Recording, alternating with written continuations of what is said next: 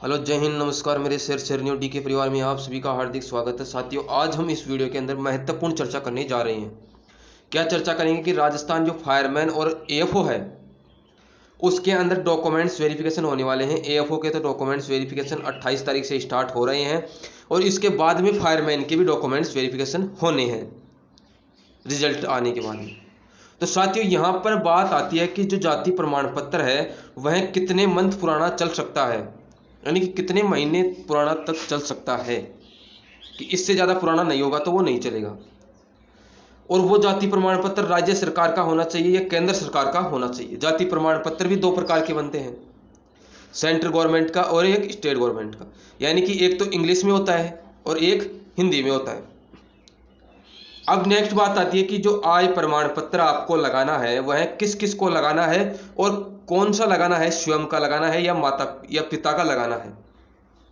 यहाँ पर ये जो बात होने वाली है वह महत्वपूर्ण बात होने वाली है SC candidate, ST candidate, OBC candidate और ईडब्ल्यूएस कैंडिडेट, क्योंकि जनरल कैटेगरी वालों को यहाँ पर जाति प्रमाण पत्र बनवाने की आवश्यकता नहीं होती साथियों। तो यहाँ पर बात कर लेते हैं अपन कि जो जाति प्रमाण पत्र है आपका, इसके बारे में बिल्कुल सटीक और जानकारी बिल्कुल आपको बता देता हूं। इससे पहले अगर आप चैनल पर नए हैं तो चैनल को कर दीजिए सब्सक्राइब, बेल आइकन दबा दीजिए, क्योंकि साथियों आपको इस चैनल के ऊपर इसी प्रकार का कंटेंट यहां पर मिलता रहता है। जो भी इंपॉर्टेंट न्यूज वगैरह आती है, इंपॉर्टेंट आपकी वैकेंसी वगैरह आती है, जो भी न्यू, तो चाहे स्टेट गवर्नमेंट से आए, चाहे सेंट्रल गवर्नमेंट से आए, प्राइवेट सेक्टर के अंदर आए, चाहे गवर्नमेंट सेक्टर के अंदर आए, जितनी भी वैकेंसी संबंधित अपडेट आती है।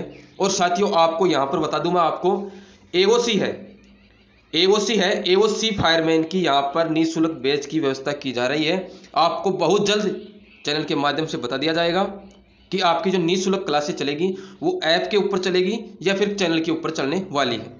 तो चैनल को सब्सक्राइब करके रखें, बेल आइकन ऑन करके रखें। आपको यहाँ पर जो भी इंपॉर्टेंट न्यूज होगी वो आपको बता दी जाएगी। तो साथियों, अब देख लेते हैं जो बात है जाति प्रमाण पत्र की। तो यहां पर कितने मंथ पुराना चल सकता है, पहली बात आती है। तो यहां पर साथियों आप ध्यान रखना, ये जो इतने मंथ पुराना चलेगा कि आपका जो, अगर ओबीसी से आते हो आप, पहले तो बात कर लेता हूं एससी एसटी की। एससी एसटी में अगर आते हो तो आपका पुराना भी चल जाएगा। यहां पर बस आपका जाति प्रमाण पत्र ऐसा होना चाहिए, इस फॉर्मेट में होना चाहिए। यहाँ पर आपकी फोटो होनी चाहिए और इस फॉर्मेट में अंदर डिजिटल आपका होना चाहिए जाति प्रमाण पत्र। पहले वाला नहीं होना चाहिए कि आपका यहाँ पर लिख रखा है, इसके बाद में फोटो के ऊपर मोहर वगैरह लगा रखी है, तो वो पहले वाला नहीं होना चाहिए। डिजिटल आपका जाति प्रमाण पत्र है तो पुराना भी आपका चल जाएगा। लेकिन साथियों यहाँ पर आती है ओबीसी कैंडिडेट की बात। एससी एसटी वाले ध्यान रखिए, ज्यादा पुराना भी नहीं चलेगा, कहीं 5-6 साल पुराना ले आए आप तो इतना, देखो वैसे तो चल जाता है, लेकिन थोड़ा आप ज़्यादा पुराना, जैसे 5-6 साल हो गया उसको, तो आप इतनी भी लापरवाही ना करें, यहाँ पर आप नया ही बनवा लें। लेकिन जहाँ तक है आपका पुराना भी चल जाता है, और एससी एसटी वालों की कोई दिक्कत नहीं रहती, यहाँ पर पुराना भी चल जाता है। लेकिन यहाँ पर बात आती है कि ओबीसी जो कैंडिडेट हैं, तो ओबीसी कैंडिडेट हैं तो साथियों यहाँ पर ध्यान रखना, अगर आपका 6 महीने पुराना है, 6 मंथ पुराना है, 6 मंथ पुराना है, तो आप यहां पर नया बनवा लें, क्योंकि साथियों आपका नया बनवाने में ही सही रहेगा। क्योंकि 6 महीने तक ही जो ओबीसी का जो जाति प्रमाण पत्र है वह वैलिड रहता है। तो जहां तक हो सके 6 महीने अगर पुराना है आपका तो आप नया जाति प्रमाण पत्र बनवा लीजिएगा। अब यहाँ पर सभी कैटेगरी की बात हो चुकी है, अब बच रही है ईडब्ल्यूएस। तो ईडब्ल्यूएस का कितना महीना तक पुराना चल सकता है, तो यहाँ पर अगर 12 महीने से ज़्यादा पुराना है तो आपका नहीं चलने वाला। यहाँ पर ये ध्यान दीजिएगा, अगर नवंबर पहले का अगर आपके पास जाति प्रमाण पत्र है तो आपके यानी कि 1 साल तक ही वैलिड रहता था। लेकिन अगर आपने नवंबर के बाद में बनवाया है तो आपका यानी कि 3 साल तक वैलिड कर दिया गया है। तो आपको यहाँ पर ये ध्यान देना है, अगर आपका नवंबर से पहले का जाति प्रमाण पत्र है, नवंबर से अगर बाद का भी है, तो वह आपको कोई आवश्यक दिक्कत ही नहीं है। अगर नवंबर से पहले का है और अगर आपका 12 महीने पुराना हो चुका है यानी कि एक साल पुराना हो चुका है तो आप दूसरा जाति प्रमाण पत्र बनवाइएगा। नेक्स्ट बात आती है यहाँ पर कि जो आपका राज्य सरकार का हो या केंद्र सरकार का हो, तो साथियों आप सभी को बता दूं मैं, जो आरएफएस जो भर्ती है आपकी, जो आरएफएस है यानी कि राजस्थान फायर सर्विस भर्ती, जो राजस्थान एएफओ है, राजस्थान फायरमैन है, ये पहले आप ये बताइए कि ये भर्ती कौन करवा रहा है, राज्य सरकार करवा रही है या केंद्र सरकार करवा रही है? तो राज्य सरकार करवा रही है, तो यहां पर जो आपका जाति प्रमाण पत्र चलेगा वह राज्य सरकार का ही चलेगा। अगर आप केंद्र सरकार का यानी कि सेंट्रल गवर्नमेंट वाला, जो सेंटर वाला जाति प्रमाण पत्र होता है वो अगर लेकर चले गए यहां पर, तो आपका वैलिड नहीं माना जाएगा, स्टेट गवर्नमेंट का ही होना चाहिए। स्टेट गवर्नमेंट का क्या होता है कि जैसे वो हिंदी के अंदर होता है और सेंट्रल गवर्नमेंट का होता है इंग्लिश के अंदर, आप ये ध्यान रखिएगा।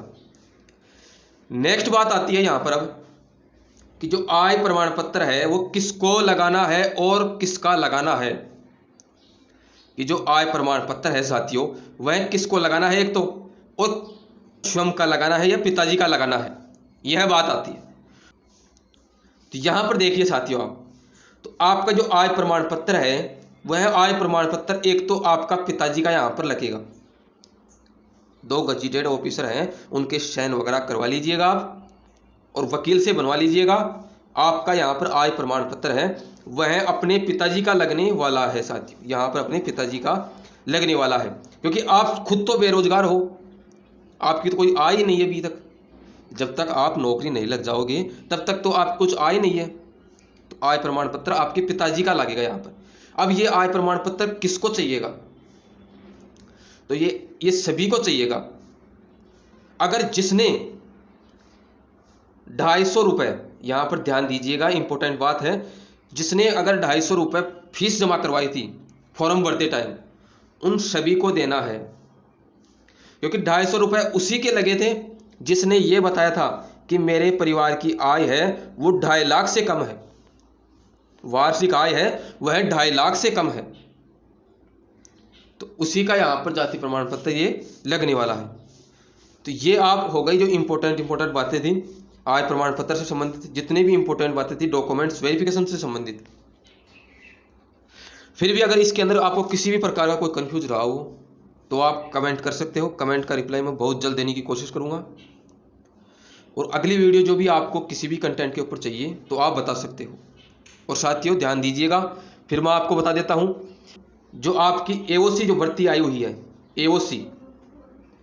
एओसी भर्ती के अंदर जो सिलेबस आने वाला है, जो आपको पढ़ना है, उसके निःशुल्क बैच यानी कि बैच स्टार्ट हो रहा है अपने चैनल के ऊपर। निःशुल्क बैच की व्यवस्था कर रहे हैं, जल्द ही आपको चैनल के माध्यम से सूचना दे दी जाएगी।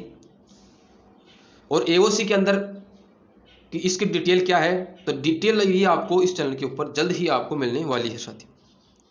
तो आज की इस वीडियो में यहीं तक रहते हैं। चैनल पर अगर आप नए हैं तो चैनल को कर दीजिए सब्सक्राइब, बेल आइकन दबा दीजिए, और वीडियो अगर आपको अच्छी लगी हो तो वीडियो को लाइक करें, ज़्यादा से दोस्तों में शेयर करें।